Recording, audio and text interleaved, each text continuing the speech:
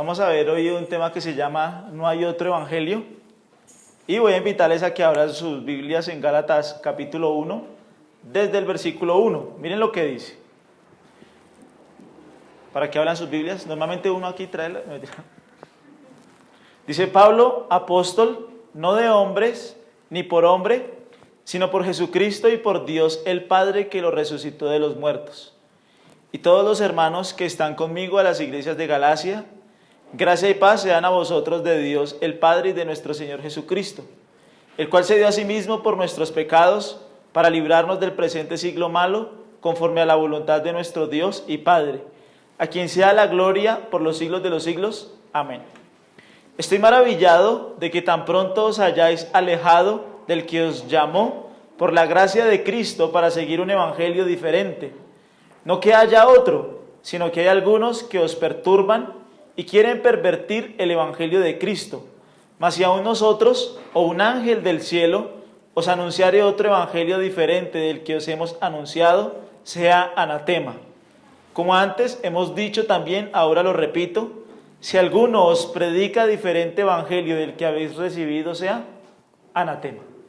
Digamos que la epístola a los Gálatas es una carta para nosotros los cristianos muy importante. Es muy importante porque, primero, ella resalta la libertad del cristiano. Ella resalta por qué el cristiano ahora puede ser libre del pecado y también puede ser libre de la vida legalista. Digamos que nosotros estamos en un mundo, y sobre todo la época del cristianismo, ellos estaban en un mundo donde la salvación y la esperanza de una vida eterna se ganaba a través de las obras. Si tú mirabas, por ejemplo, el sistema judío, ellos estaban acostumbrados a por sus buenas obras llegar y ganarse la salvación. Otros, como los griegos, ellos pensaban únicamente que el cuerpo era para el placer y que el alma, inmediatamente ella moría, ella iba a descansar a un lugar mejor. Pero siempre, como en las religiones y en las culturas, se le ha dado un énfasis a que tu salvación viene única y exclusivamente por las obras que tú logras, que tú alcanzas. Entonces, Gálatas nos va a decir, miren, ella nos va a decir cómo ser libres del pecado y ella también nos va a decir cómo ser libres de la vida legalista. Ahora, en la época de la Reforma, ustedes saben que la Reforma protestante para nosotros los cristianos es muy importante, porque del siglo IV al siglo XVI la iglesia fue dominada por la Iglesia Católica Romana. Entonces, ellos empezaron a descuidar el verdadero evangelio y cuando Martín Lutero está estudiando la carta a los Gálatas, él se da cuenta de que la iglesia viene manejando su sistema y viene manejando la liturgia y viene manejando todos los sacramentos de una manera equivocada. Entonces, muchos teólogos dicen, cuando Martín Lutero hace el estudio de la carta de los Gálatas, él se da cuenta que la iglesia está equivocada. Y dicen que es el pilar fundamental a través del cual él toma la iniciativa y basa las bases de la Reforma. Entonces, es una carta importante, indispensable. También dice que es la declaración de independencia del cristiano. Sin la carta a los Gálatas, nosotros sencillamente seríamos un judaísmo reformado. Sin la carta a los Gálatas, nosotros seríamos como una secta judía. Sin la carta a los Gálatas, nosotros deberíamos seguir guardando tradiciones y muchas cosas, y es en la carta a los Gálatas donde el apóstol Pablo desliga completamente el cristianismo de los rituales judíos, de las fiestas judías y de muchas cosas judías. Entonces, es una carta para nosotros que es muy importante, es muy rica. Digamos que es una de las cartas más prontas y más rápidas que escribe el apóstol Pablo. Es de las primeras cartas que él escribe. Entonces vamos a estudiar un poquito acerca de ello, ¿listo? Básicamente lo que va a enfocar la carta es que la salvación única y exclusivamente es por la fe. No hay otro camino, o sea, digamos que nosotros estamos acostumbrados a ganarnos las cosas, a lograr las cosas, a comprar las cosas. Nosotros estamos acostumbrados a alcanzar los objetivos que nos proponemos y todo lo queremos hacer en nuestras propias fuerzas. No sé si de pronto usted se acuerda un poquito del joven rico. El joven rico le dice a Jesús, Maestro, ¿qué haré para heredar la vida eterna? Y Jesús le dijo, guarda los mandamientos. Entonces, él muy sobrado, y él, una persona que se acostumbraba como a resaltar su fuerza, a corromper un sistema, le dice, yo desde pequeño he guardado todos los mandamientos. Como si alguna persona pudiera guardar todos los mandamientos. Entonces Jesús le dice, mentiroso. ¿Cómo le dice mentiroso? Empieza por el primer mandamiento, que es amar a Dios. Entonces, Jesús le dice, bueno, como usted cumple todos los mandamientos, entonces vaya, venda todo lo que tiene y venga y me sigue. Entonces dice que ahí el joven rico se puso muy triste y se devolvió mejor para su casa. Entonces, básicamente la carta nos va a decir, mire, la salvación única y exclusivamente es por la fe. La salvación única y exclusivamente es por gracia. No tienes que hacer nada para ganártela. No tienes que hacer ninguna obra para ganártela. Solo tienes que ir a Cristo y confiar plenamente en Él y en su obra de salvación. La carta a los Gálatas nos va a decir, la salvación solo es por fe. No necesitas añadirle obras, no necesitas añadirle un sistema legalista, no necesitas añadirle absolutamente nada. Dios nos ha dado un regalo y es su salvación, y eso es la gracia. En eso se va a enfocar la carta y a raíz de eso va a desarrollar Pablo toda la temática en los 6 capítulos. ¿Listo? Muy bien. También es una carta un poco dura y es una carta difícil. La primera pregunta que yo quiero hacerles es si ustedes saben qué es el Evangelio. Si ustedes conocen qué es el Evangelio. Porque normalmente cuando yo pregunto qué es el Evangelio, la gente me dice, es la palabra de Dios. Y resulta que el Evangelio no es la palabra de Dios. La palabra Evangelio viene del latín que se llama Evangelium y quiere decir buenas nuevas. Y si yo no sé cuáles son las buenas nuevas y cuáles son las malas noticias, yo nunca voy a comprender realmente qué es el Evangelio. Y resulta que Marcos 16:15, Jesús le dijo a los discípulos, oigan, id por todo el mundo y predicad el Evangelio. Y Romanos 1:16 dice, mire, el Evangelio es el poder que Dios utiliza para salvar a alguien. O sea, el mensaje central del cristianismo es el Evangelio. Y si yo, como cristiano, no conozco el Evangelio, no domino el Evangelio, no manejo el Evangelio, yo estoy perdido. Yo puedo saber mucho del amor de Dios. Yo puedo saber mucho de las misericordias de Dios. Yo puedo saber mucho de Dios como proveedor. Pero si yo como cristiano no manejo el Evangelio, no conozco el Evangelio, no persevero en el Evangelio, yo estoy perdido. Alguien decía, miren, ahorita lo vamos a ver, pero el Evangelio es la esencia fundamental del cristiano. Porque el Evangelio es el poder que Dios utiliza para transformar vidas, para transformar completamente mi corazón. Si yo no persevero en el Evangelio, yo estoy perdido, y es lo que el apóstol Pablo les va a decir. Aquí el apóstol Pablo está herido, el apóstol Pablo está lastimado. ¿Por qué? Porque los Gálatas abandonaron el Evangelio verdadero. Los Gálatas se fueron tras otro evangelio, y aquí el apóstol Pablo les va a hablar supremamente duro. Imagínense, es la única carta en la que el apóstol Pablo no saca ningún elogio para la iglesia. Por ejemplo, si nosotros miramos 1 Corintios 1, él ahí les dice, miren, doy gracias a Dios porque ustedes han sido enriquecidos en Él, en toda palabra y en toda ciencia. Ahora, si nosotros miramos, la iglesia de Corinto tenía muchos problemas, ¿se acuerda?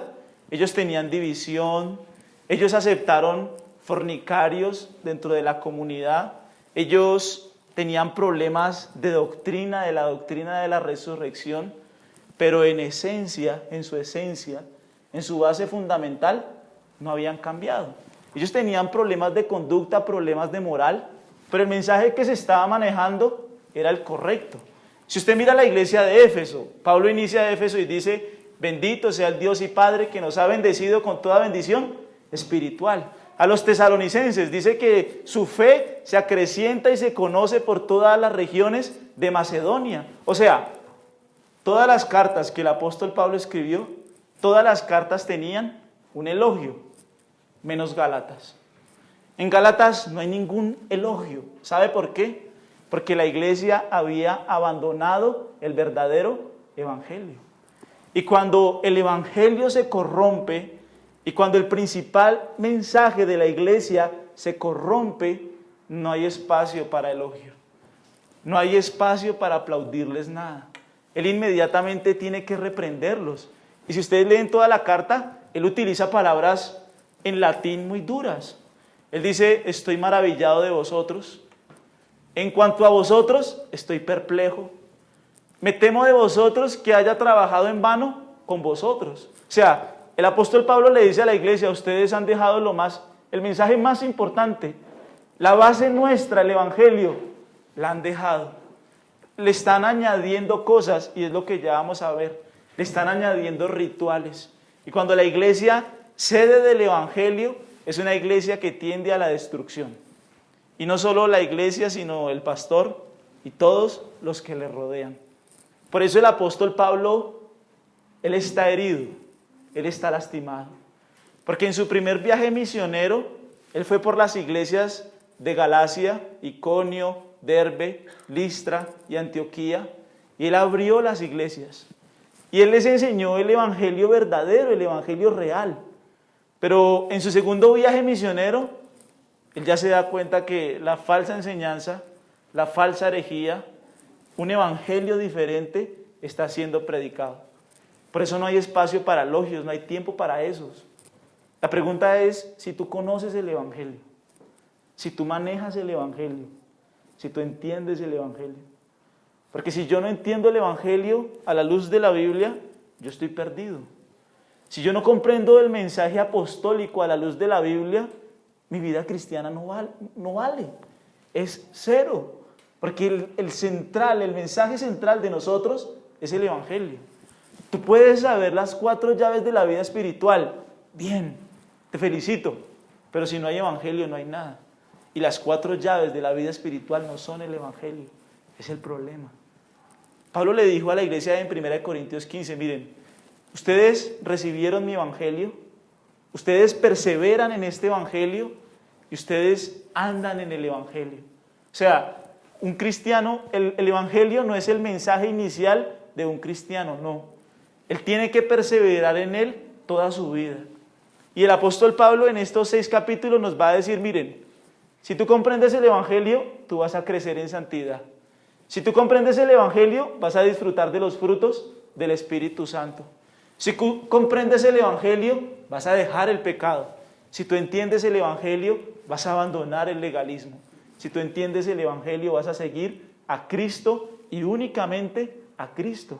Es por eso que es tan importante entender esta epístola y lo que Él nos quiere enseñar. ¿Listo?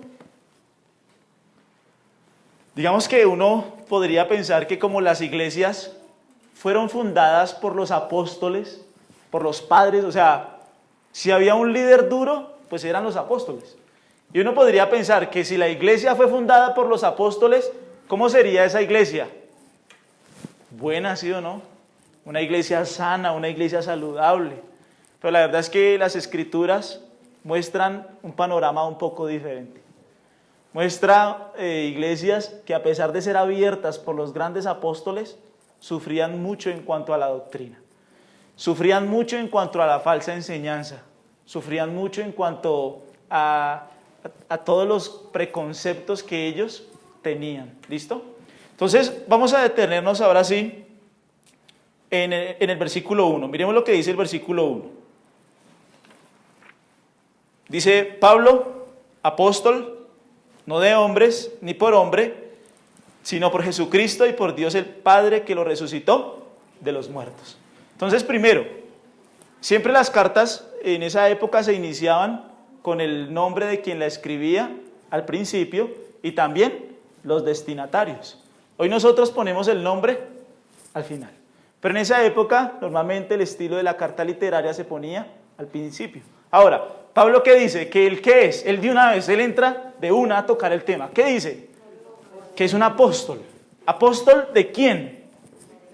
De Jesucristo. Un apóstol viene del latín apostoloi, que significa es una persona que ha sido enviada. Te voy a explicar algo. Jesucristo eligió a 12 apóstoles. Jesucristo comisionó a 12 apóstoles. Jesucristo le enseñó a 12 apóstoles. Entonces, cuando Jesucristo se va, cuando Jesucristo muere, resucita y asciende, Él le deja una comisión especial a los apóstoles, y es la doctrina de la iglesia. Los apóstoles y su enseñanza es sobre lo cual la iglesia se va a fundamentar. Las bases de la iglesia, ¿quién las va a poner? Los apóstoles. La enseñanza de la iglesia, ¿quién la va a dar? Los apóstoles. La iglesia, ¿sobre qué autoridad va a estar? Sobre la de los apóstoles. Entonces, el ministerio apostólico, póngale cuidado que esto es importante, el ministerio apostólico es único. ¿Y era para quién? Para esos hombres. ¿Por qué es único? Porque esos hombres estaban en la responsabilidad de dar mandamientos, de dar la guía, de dar las directrices de cómo la iglesia se debía manejar. Si tú miras Hechos 2:42, en el primer sermón de Pedro, dice que la iglesia perseveraba en la doctrina de los apóstoles. Entonces, lo que los apóstoles enseñaban era pura palabra de Dios. Lo que los apóstoles decían era como si Dios mismo lo estuviera diciendo. Según los teólogos, ellos dicen, mire, las mismas palabras que enseñó Jesús son igual de inspiradas e igual de importantes que lo que enseñaron los apóstoles. O sea, lo que tú lees en Juan de las enseñanzas de Jesús es igual que tú lo que lees en Hechos de la enseñanza de Pablo. O sea, todo lo que enseñaban los apóstoles era palabra de Dios. Por eso su ministerio apostólico es tan importante. Si tú miras el canon bíblico, ¿cuándo se cierra? Cuando muere el último apóstol. ¿Quién fue el último apóstol? Juan. Entonces, en el momento en que muere Juan, ya se cerró el canon bíblico, ya no hay más revelación, ya la última palabra de Dios fue escrita. No hay nada más que añadirle. ¿Qué pasa si hoy viene un hombre y dice, no, yo tengo nuevas revelaciones de la palabra de Dios? ¿Nosotros le podríamos creer a ese hombre? No, no podemos. ¿Por qué? Porque Jesucristo eligió a 12 y lo que esos 12 iban a enseñar era pura palabra, o sea, era el mensaje directo de Dios. Ellos comisionaron la iglesia, ellos fijaron los fundamentos de la iglesia y en eso la iglesia perseveraba y entendía. Ahora, de los apóstoles que comisionó Jesús directamente, por así decirlo, ¿cuál era el único que no estaba? Pablo y Matías, ¿sí o no? Eran 12, ¿qué pasó con Judas? Se ahorcó. Entonces ellos tiraron los dados y metieron a Matías. Entonces, ¿Matías había estado con Jesús? Sí. ¿Matías había caminado con los otros apóstoles? Sí. ¿Matías, todos entendieron que era el grupo? Sí. Pero había uno que no. Y fue el apóstol Pablo. Si había alguien de que nosotros pudiéramos dudar, era el apóstol Pablo. Y esa fue la base que utilizaron los judíos para desacreditarlo a él, ¿me entiendes? Ellos llegaban a las iglesias y decían, mire, la verdad es que Pablo no estuvo con los 12. La verdad es que Pablo aparece como 10 años después y él es perseguidor de la iglesia. La verdad es que él con su enseñanza quiere acabar la iglesia.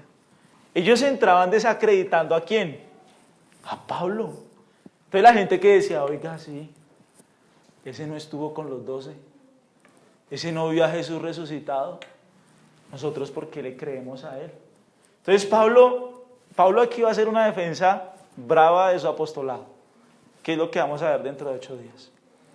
Pero él inicia diciendo algo, él empieza diciendo algo, yo soy Pablo y yo soy apóstol, pero él dice algo, y está ahí entre paréntesis, no de hombres ni por hombres. A mí no me comisionó hombre alguno, a mí no me enseñó hombre alguno. Yo el evangelio no lo recibí de ningún nombre. Y lo vamos a ver, él les dice, miren, a mí Pedro ni ninguno de los grandes apóstoles me enseñó el evangelio. El evangelio yo directamente lo recibí de Dios. ¿Por qué? Porque una vez yo me encuentro con Jesús en Damasco, yo me voy a Arabia 3 años. Y hasta ahí no me he encontrado con ningún apóstol. Después de esos 3 años voy solo 15 días a Jerusalén. Y solo me encontré con Pedro y con Jacobo. Y ninguno de ellos a mí me enseñó el evangelio. Solo hasta 14 años después yo subí a Jerusalén. Y 14 años después yo hablé a los apóstoles el evangelio que recibí de Jesús. Y estábamos en lo mismo. O sea que el mensaje que yo recibo no es de hombres. El mensaje que yo recibo no me lo enseñó ningún hombre. Yo soy un apóstol comisionado directamente de Jesucristo. Por eso mi enseñanza es válida. Por eso mi enseñanza es palabra de Dios. Si tú lees 2 de Pedro en el capítulo 3 en tu casa, Pedro cita las epístolas de Pablo como escritura propia, o sea, como palabra de Dios. El apóstol Pedro cita a Pablo como diciendo, esas son escrituras. Pablo cita a Lucas diciendo, o sea, entre ellos sabían algo, que su enseñanza venía directamente de Dios. Y la iglesia perseveraba en esa doctrina. Ahora, el mensaje que los apóstoles enseñaban, ¿quién se los dio? Dios mismo. Por eso ese mensaje es tan valioso. Ojo con esto. Por eso ese mensaje es tan importante. El mensaje del evangelio es tan importante porque Dios mismo lo dio para el cuidado, para la preservación, para la salud de tu vida espiritual. Es el mensaje que Dios mismo le dio a su iglesia para que su iglesia lo tuviera, persistiera en ello, luchara en ello y no se dejara desviar de ello. Pero la verdad es que hoy nosotros escuchamos 10.000 evangelios. Hoy hay un sinnúmero de enseñanzas que no tienen absolutamente nada que ver con la enseñanza apostólica. Créanme que si el apóstol Pablo estuviera en esta época y él fuera a muchas iglesias a escuchar la enseñanza, diría, estoy maravillado, estoy perplejo, no puedo creer que este sea el mensaje que se esté transmitiendo. ¿Sabes qué es un legado? No es la época del legado. No, un legado es algo valioso que se deja, ¿sí? Entonces Jesús dejó lo más valioso, su evangelio. Y la idea de los apóstoles siempre fue preservar ese evangelio, ese legado. Tenemos que cuidarlo, tenemos que preservarlo, tenemos que persistir en ello. Por eso el apóstol Pablo aquí no tiene tiempos de elogios. Ustedes han pervertido el evangelio. Entonces, ¿qué sucedió en la iglesia? Imagínense. Llegaron, vamos a Hechos 15 para que entendamos el contexto.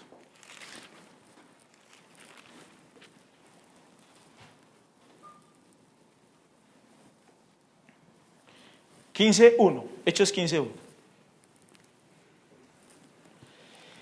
Entonces, algunos que venían de Judea enseñaban a los hermanos, si no os circuncidáis conforme al rito de Moisés, no podéis ser. Como Pablo y Bernabé tuviesen una discusión y contienda no pequeña con ellos, se dispuso que subiesen Pablo y Bernabé a Jerusalén y algunos otros de ellos a los apóstoles y a los ancianos para tratar esta cuestión. Ellos pues, habiendo sido encaminados por la iglesia, pasaron por Fenicia y Samaria contando la conversión de los gentiles y causaban gran gozo a todos los hermanos. ¿Qué pasó? ¿Qué sucedió en las iglesias? Muy bien, ¿y esa contienda por qué se originó?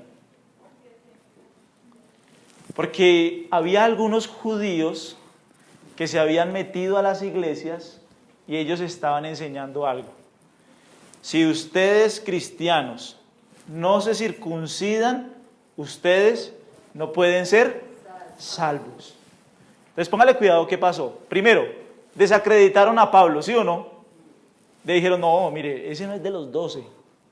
Ese no ha visto a Jesús, lo desacreditaron completamente. Ahora, ¿ellos qué dijeron? Nosotros venimos de Jerusalén. Nosotros venimos de la iglesia madre. Nosotros estuvimos con los 12 apóstoles. Ahora nosotros les vamos a enseñar la verdad. ¿Cuál es la verdad? Que ustedes, para ser cristianos, primero tienen que pasar ¿por dónde? Por el judaísmo. El judaísmo. Para ser judío, la señal más visible del judío, ¿cuál es? La circuncisión. Porque ellos basaban eso en Génesis 17, Génesis 15, que es el pacto que Dios hace con Abraham. Entonces, ¿qué estaban enseñando esas personas? Tú necesitas circuncidarte. Tú necesitas guardar la ley. Tú necesitas guardar los ritos de Moisés. O sea, para ser salvo, tú necesitas las obras más Cristo. Tú necesitas las obras más Cristo. Eso era lo que ellos estaban enseñando. Y entonces el apóstol Pablo, ¿qué hizo? Se enojó. Inmediatamente dice que hubo una discusión no pequeña. Entonces, ¿cuál fue el problema que se empezó a meter en Galacia? Que ellos estaban empezando a enseñar un evangelio diferente. El evangelio consistía en que primero te volvías judío, primero pasabas por el rito de Moisés, de la ley, y luego sí podrías recibir a Cristo. ¿Cuál era el miedo de ellos? ¿Cuál era el miedo de los judíos? Que el judaísmo se acabaría. Si yo acepto a Cristo en mi corazón, y si ellos aceptaban a Jesucristo, ¿qué sucedía con el judaísmo y sus leyes? Hasta ahí llegaba. Por eso esta carta es la carta de la independencia y de la libertad cristiana. ¿Cómo se ven chistosos los cristianos celebrando las fiestas solemnes? ¿Cómo se ven chistosos?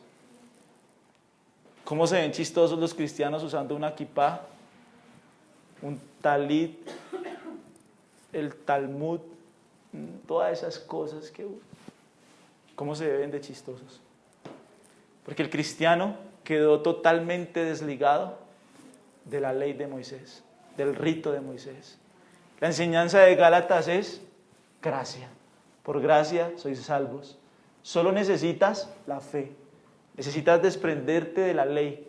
Y más adelante vamos a entender por qué el cristiano se desprende de la ley. Entonces, volvamos a Gálatas 1.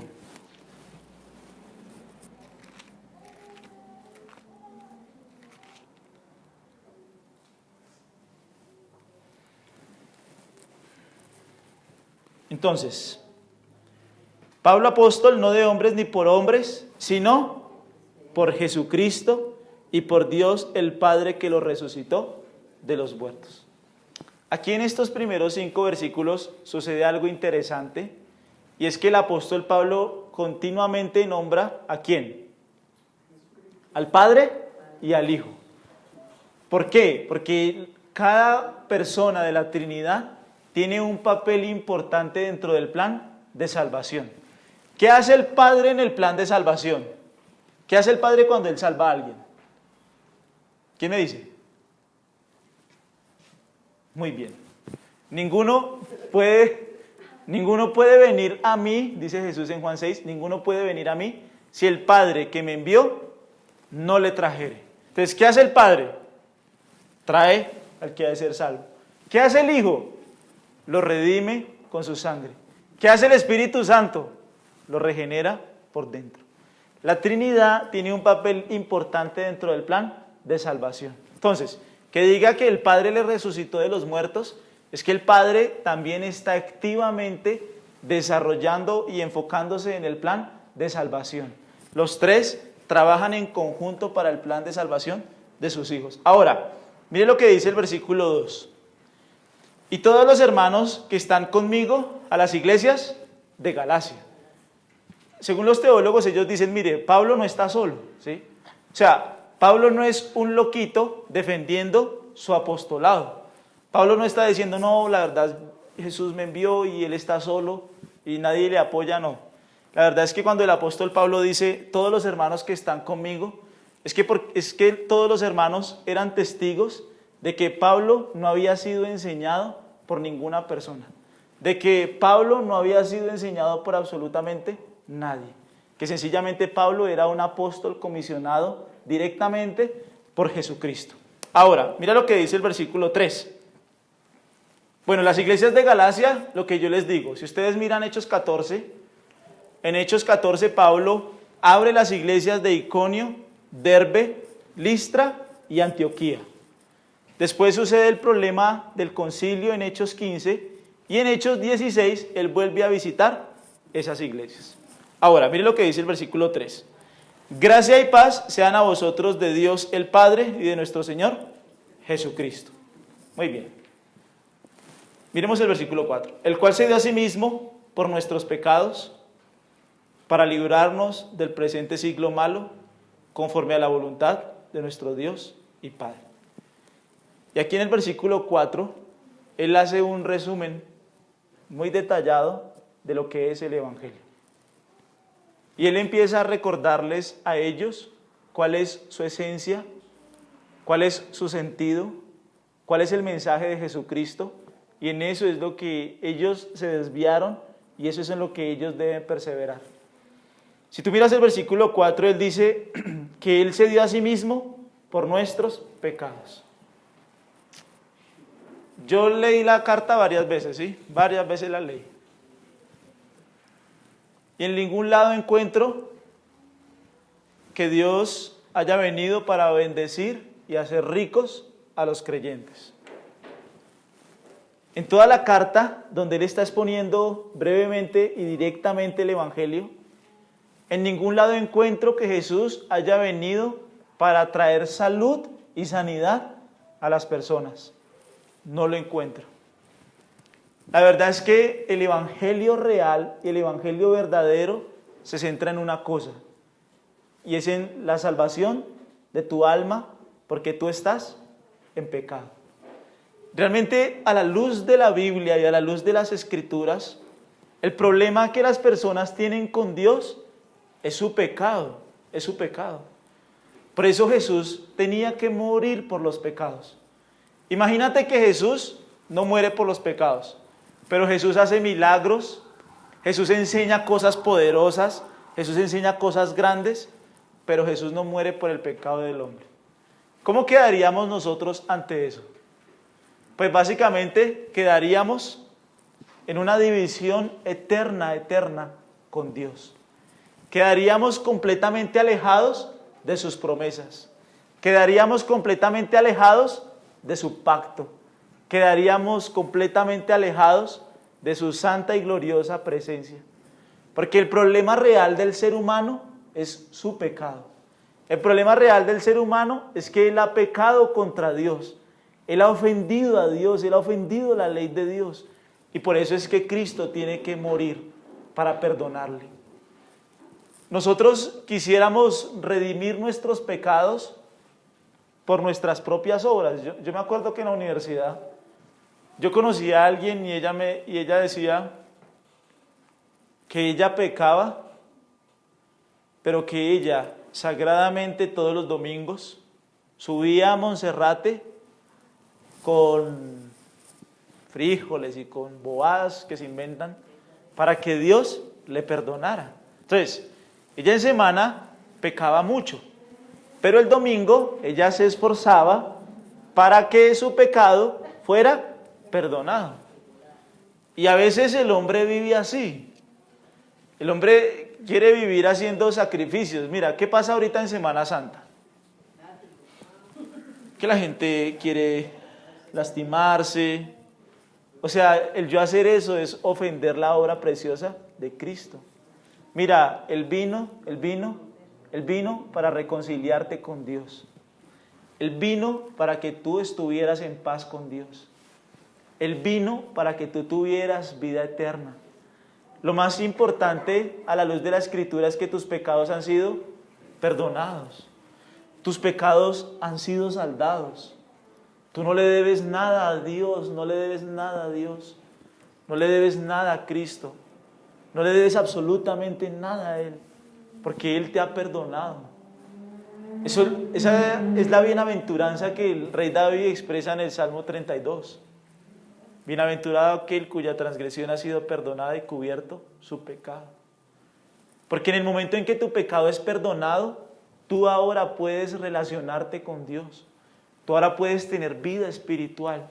Tú ahora puedes entrar en su trono, delante de Él, adorarle, conocerle. Es lo más importante. Porque Jesús se dio por nosotros. Mira lo que dice el versículo. ¿Para qué? ¿Para qué? Para librarnos del presente siglo malo. El propósito es que Dios nos quiere librar de este siglo, de este mundo, de este sistema. Algo que yo encontraba allí, la palabra librar viene de una palabra en latín que es muy importante y es sacar a una persona que está en inminente riesgo. Y si nosotros miramos, el mundo es un sistema en el cual la gente está en inminente riesgo. Porque el mundo a nosotros nos promete muchas cosas. El mundo te promete felicidad, prosperidad, satisfacción, plenitud. Pero en el momento en que yo me deje envolver por ese mensaje, yo estoy en riesgo, yo estoy en peligro.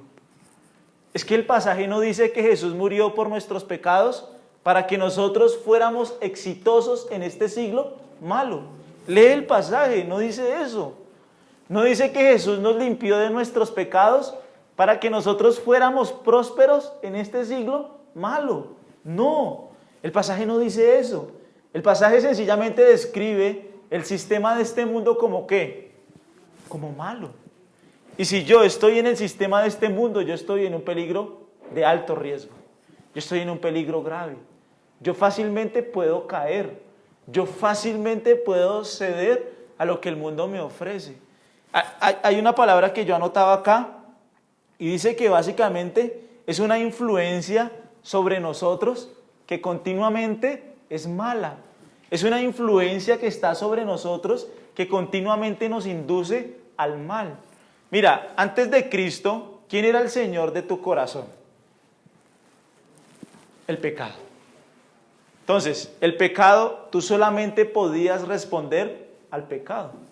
Tú solamente podías responder a los placeres de la carne. Tú solamente podías responder a lo que el mundo te ofrece.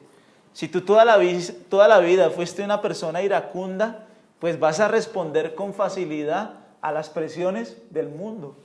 Si tú eres una persona de doble ánimo, ansiosa, muchas características, fácilmente vamos a ceder al mundo. Porque nuestro Señor era el pecado. ¿Nosotros le podíamos decir no al pecado? No. Porque el pecado era nuestro Señor. Cuando nosotros pecábamos, sentíamos un momentáneo y un leve tiempo de culpa, un leve tiempo de frustración, pero rápidamente nosotros tomamos el control de nuestro corazón otra vez y volvemos a hacer lo mismo. Porque el pecado es nuestro rey, el pecado es nuestro Señor, en el pecado encontramos nuestro deleite, el deleite de nuestra carne, pero la Biblia dice que Jesús vino a librarnos de toda la influencia que el mundo hace sobre nosotros. Es impresionante, o sea, mira, si Jesucristo realmente ha librado mi corazón, mi vida, si Él realmente ha perdonado mis pecados, yo ya no voy a seguir y no voy a ser guiado por la corriente de este mundo. En eso se centra el Evangelio. El Evangelio se centra en un Dios que se hizo hombre para morir por nuestros pecados, recibir la ira de Dios, el justo castigo de Dios por el pecador, perdonar nuestros pecados y juntamente con su resurrección Él nos da vida nueva. En ese mensaje es en el que yo tengo que perseverar.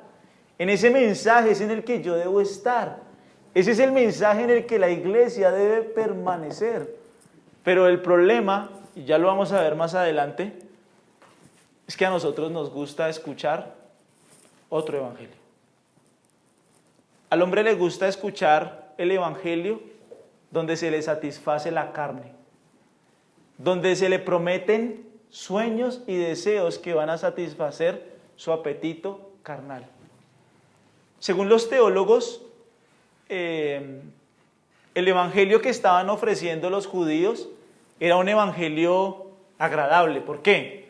Porque si ellos empezaban a vivir por la ley, aparentemente ellos iban a ser más espirituales.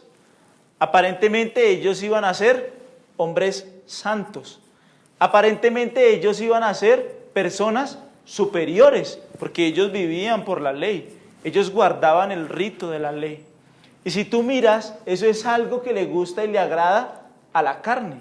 Entonces, por ejemplo, si yo soy una persona que guarda la ley, cumple la ley, trata al máximo de ser legalista, ¿qué va a suceder? ¿Cómo voy a empezar yo a ver a las otras personas que me rodean? Como superior. Voy a ser mejor que ustedes. Voy a andar mejor que ustedes porque yo estoy guardando la ley. Ese evangelio que ellos les prometieron era un evangelio humanista, era un evangelio centrado en la carne, en satisfacer sus deseos. Para nosotros de pronto ese lenguaje hoy no es muy común, porque a nosotros nos han hablado mucho de la gracia. Pero te voy a hablar del evangelio de la prosperidad. Es que es ahí donde va a estar el problema. Porque en ningún momento Jesús prometió riqueza. Jesús en ningún momento prometió prosperidad. Jesús en ningún momento prometió salud eterna.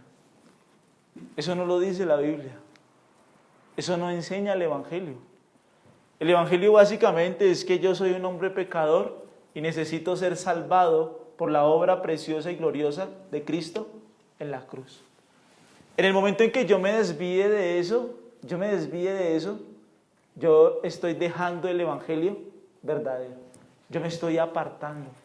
La base central del Evangelio es que Cristo ha muerto por mis pecados, que Él me ha perdonado, que Él me da una nueva vida y me da la capacidad ahora de relacionarme con Dios.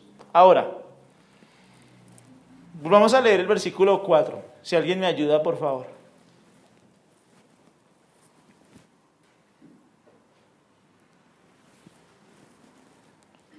El cual se dio a sí mismo por nuestros pecados, para librarnos del presente siglo malo, conforme a la voluntad de nuestro Dios y Padre, a quien sea la gloria por los siglos de los siglos. Amén. En última instancia, quien merece toda la gloria por nuestra salvación es Dios. Y te voy a poner un ejemplo. ¿Qué pasa si Dios determinara en su santísimo consejo enviar a todo el mundo al infierno? ¿Él sería malo? No, Él no sería malo.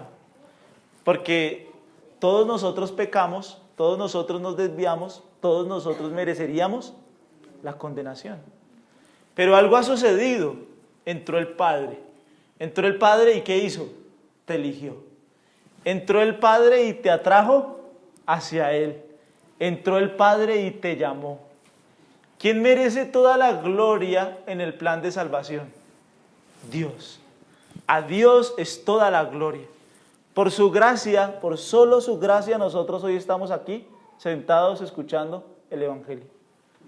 Créeme que nosotros hoy podríamos estar en otro lugar, haciendo otras cosas, satisfaciendo nuestra carne, pero Dios, por su gracia, por su regalo de amor, nos tiene acá hoy. Yo sé que usted está que se duerme hoy, ¿sí? Pero por su gracia, por su regalo de amor, por su bondad, usted hoy está acá para recibir su amor, su bendición, su presencia. Es un regalo, en serio. No, segunda de Timoteo dice, Él nos llamó y no conforme a nuestras obras, no conforme a lo que nosotros hacemos, no conforme a lo que nosotros sabemos. Él te llamó solo por su gracia, para que se revelase a Jesucristo en nuestros corazones, para que pudiéramos conocer a Cristo, estar con Cristo, abrazar a Cristo, disfrutar a Cristo. Todo lo que Él es por su gloria, por su soberanía. Muy bien. Ahora vayamos al versículo 6 y 7. Estoy maravillado de que tan pronto os hayáis alejado del que os llamó, por la gracia de Cristo, para seguir un evangelio diferente. No que haya otro, sino que hay algunos que os perturban y quieren pervertir el evangelio de Cristo.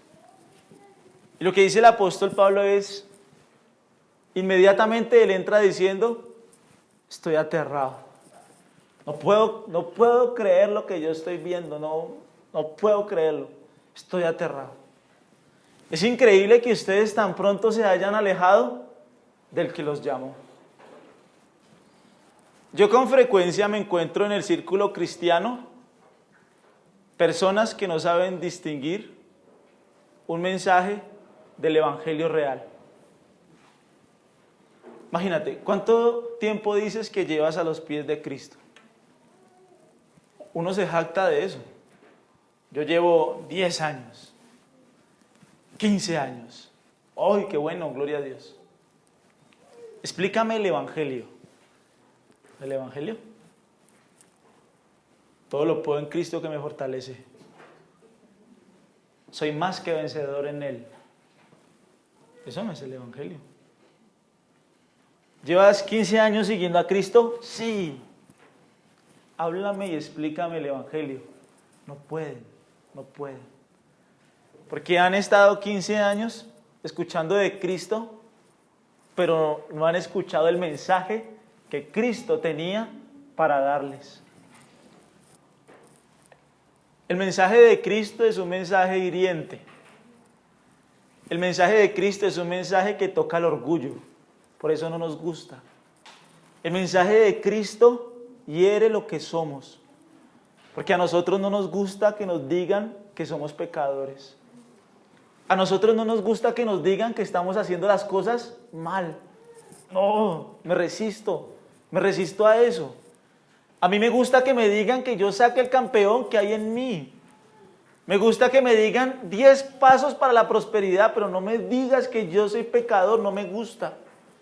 A mí me dicen, su mensaje es feo, su mensaje es duro, su mensaje no me gusta lo que usted me está diciendo. ¿Por qué?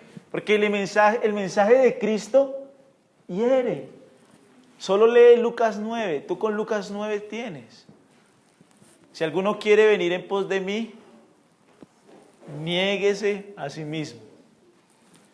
Tome su cruz cada día y sígame. La cruz era un símbolo ¿de qué? De muerte. ¿Quién moría en la cruz? Los peores criminales. Y este loco me va a decir a mí que yo tome mi cruz. ¿De qué está hablando? No me gusta.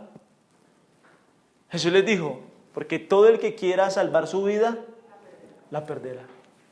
Pero todo el que pierda su vida por causa de mí, la hallará. Yo no he venido a traer paz. Ese me gusta, me encanta. Yo no he venido a traer paz. Yo he venido a traer disensión. Y se levantará el padre contra el hijo contra la madre, los hermanos, y allí habrá división. Ese Jesús no me gusta. Porque el mensaje directo de Jesús hiere. Mira el sermón del monte. Bienaventurados los pobres en espíritu. Bienaventurados los mansos. Bienaventurados los que lloran. Bienaventurados los que tienen hambre y sed de justicia. ¿A qué le está pegando siempre? Al ego, al orgullo, a la altivez, a la soberbia. El mensaje del evangelio es un mensaje que hiere. Imagínate, primero te dicen, tú eres un pecador. Y después él mismo te dice que mereces juicio y que mereces infierno. No, eso no. Qué buenas noticias es esa. Me está diciendo que yo soy pecador, que yo merezco el infierno, que yo merezco el juicio. No me gusta. Pero a nosotros nos gusta que Dios te ama y desea darte una vida con propósito. Ese sí me gusta, se había demorado. Claro. ¿Por qué? Porque yo me amo.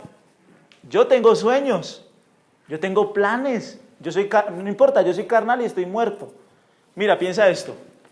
Mis pensamientos, ¿se acuerdan de Isaías 55? Mis pensamientos no son como sus pensamientos. El hombre natural no puede entender las cosas del hombre espiritual. Porque para el hombre natural, los pensamientos del hombre espiritual, ¿qué son? ¿Qué son? Locura. Vale que va lo que se está diciendo. Entonces, el hombre natural, ¿qué piensa? ¿Qué piensa el hombre natural? Dime. ¿Qué piensa? Ay, ahora no sabe. Ustedes siempre nacieron espirituales. El hombre natural, ¿en qué piensa? Dime. En las cosas del mundo. ¿Cómo qué? Plata, sexo, fama, poder. Bueno, listo. Entonces, imagínate que yo al hombre natural, yo voy a evangelizar a un hombre natural, ¿sí o no? Y le digo, hombre natural. Entonces, ¿cuáles son los sueños del hombre natural? Fama, sexo, poder, bueno, todas esas cosas. Y yo le digo, hombre natural, Dios te ama y desea darte una vida con propósito. Él vino para darte felicidad. Oh, wow. Yo me amo. Yo me quiero. Yo tengo mis sueños y Dios va a venir a concedérmelos. Wow. ¿Ese mensaje qué? ¿Me gusta tu Dios? Sí, me gusta tu Dios. Me gusta. Les encanta a ustedes escuchar a Dante Gebel.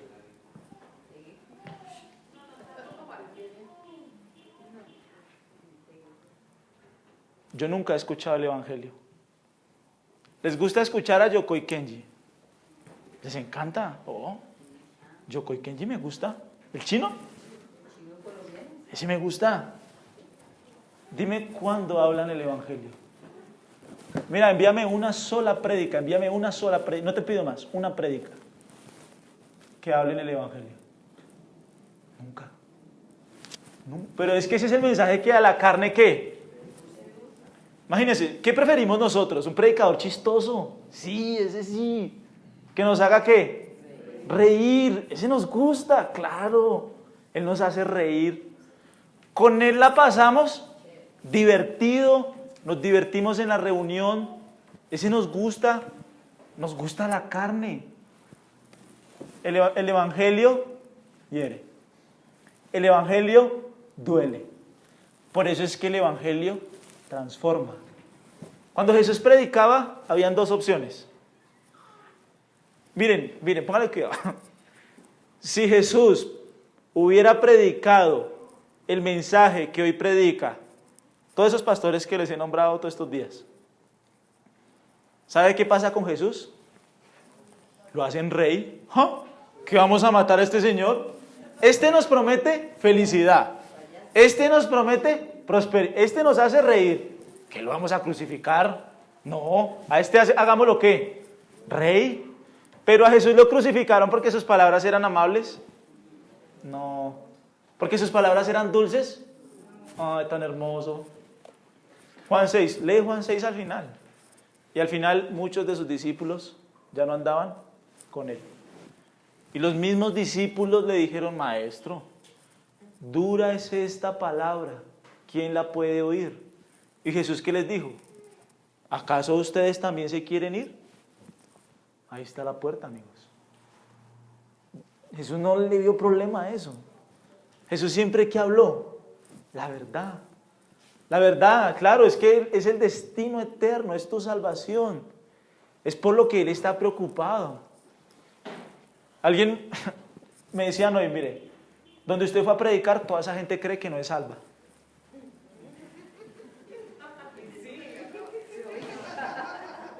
Yo le dije, pues gloria a Dios, gloria a Dios. Que ellos al menos se pregunten si son salvos. Normalmente un pastor que dice, sí, tan bobo, bobito. ¿Ya repetiste esta oración? Sí, bobito, ya lo tienes. Tonto. Pero el mensaje de Jesús fue, ese es el Evangelio, no hay otro. Jesús, mire, el apóstol lo está diciendo. ¿Cuántos evangelios hay? ¿1 o 4? ¿Por qué es uno? Ustedes dicen, no, pero hay Juan, Lucas y todo eso. Bueno, todos esos que enseñaron. Vida, ¿cómo es? Vida, obra, muerte y resurrección de nuestro Señor. ¿Para salvar a quién?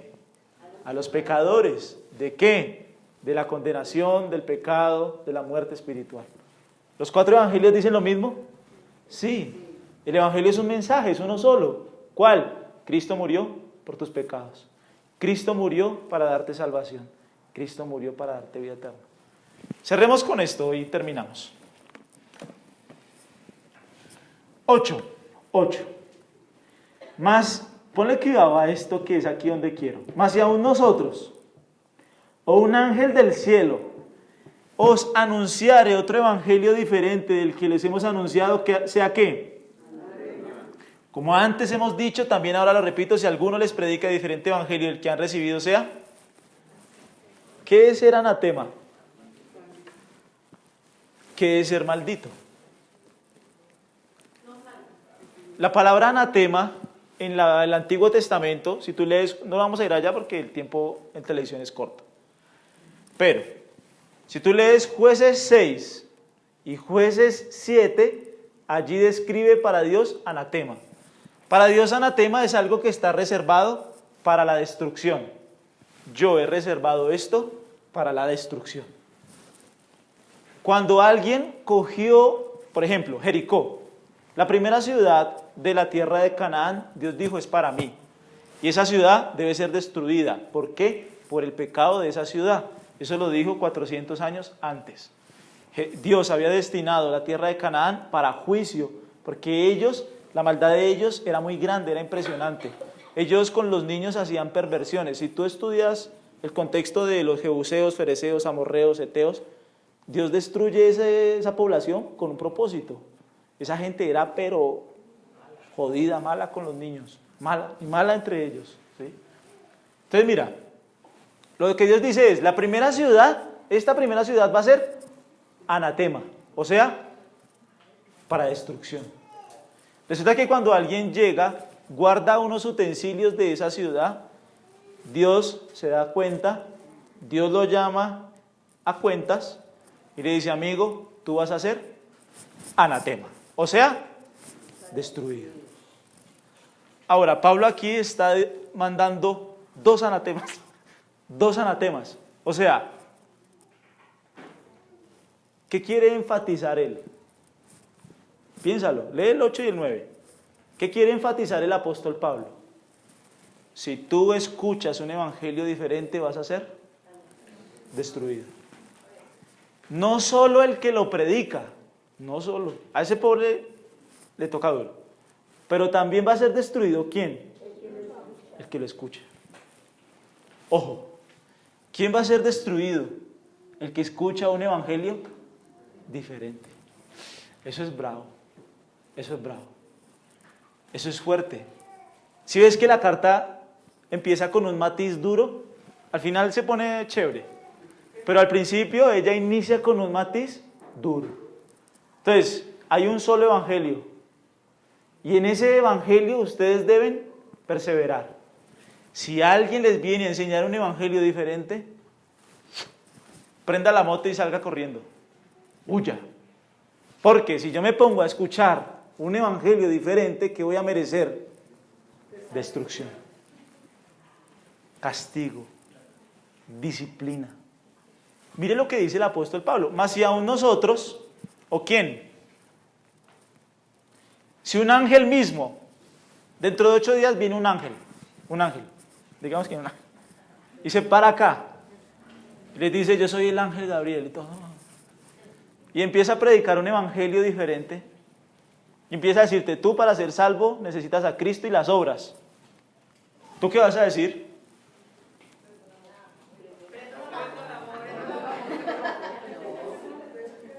Grita alguien, la policía llegó, y se van como ahorita todos. El tránsito, y se van. ¿Sí? Si alguien me enseña un evangelio diferente, sea anatema.